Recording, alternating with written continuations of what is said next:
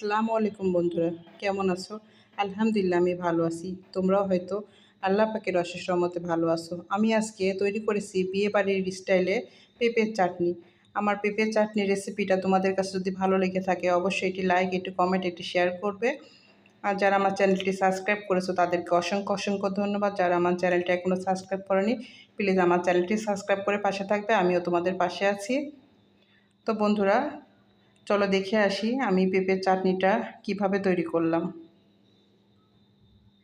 Hello বন্ধুরা, আমি আজকে তৈরি করব পেঁপের চাটনি। এখানে আমি একটি পেঁপে নিয়েছি, আমি এক টুকরো লেবু নিয়েছি, এখানে আমি পরিমাণ মতো চিনি নিয়েছি, এখানে আমি কিছু কিশমিশ, এখানে কিছু আমি বাদাম নিয়েছি, লবণ নিয়েছি। এখন আমি এই পেঁপেটা সুন্দর করে কেটে নিব। বন্ধুরা, এখানে আমি এভাবে পাতলা করে পেঁপেটা কেটে নিয়েছি পেঁপে চাটনি বানানোর জন্য।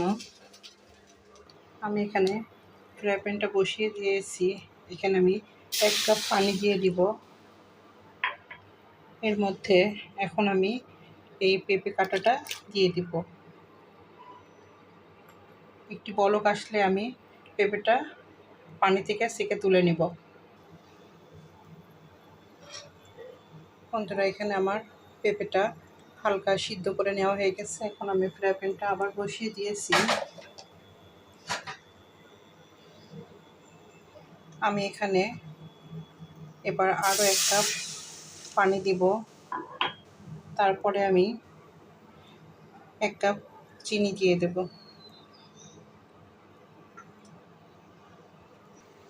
এখানে আমার চিনি পানিটা ফুটে উঠছে। এখানে আমি এখন পরিমাণ মতো লবণ দিব। দেওয়ার পরে আমি যে পেঁপেটা হালকা সিদ্ধ করে রেখেছিলাম সেটা দিয়ে দিব।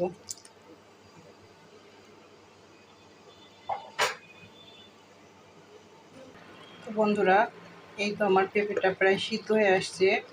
পেঁপের কালারটা দেখো চেঞ্জ হয়ে আসছে, চিনির শিরাটাও অনেকটা কমে আসছে। এখন আমি এখানে বাদাম কিশমিশ রেখেছিলাম সেটা দিয়ে দিব।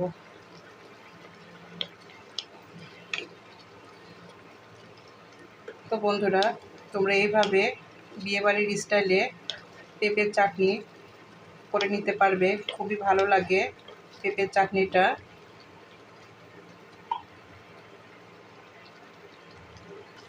বন্ধুরা, এই তো আমার পেঁপের চাটনিটা প্রায় হয়ে আসছে। এখন আমি এখানে যে লেবুটা নিয়েছিলাম সেটা আমি রস করে নিয়েছি, সেটা আমি এখন শেষে দিয়ে দিব। দেওয়ার পরে কিছুটা বলক উঠে আসলে আমি এটা পরিবেশন পাত্রে তুলে নিব, কারণ লেবুটা বেশি দিয়ে ফোটানো যাবে না, তাহলে তিতা লাগবে। এই তো বন্ধুরা, আমার পেঁপের চাটনিটা রেডি, আমি পরিবেশন পাত্রে তুলে নিয়েছি। আল্লাহ হাফেজ, আসসালামু আলাইকুম।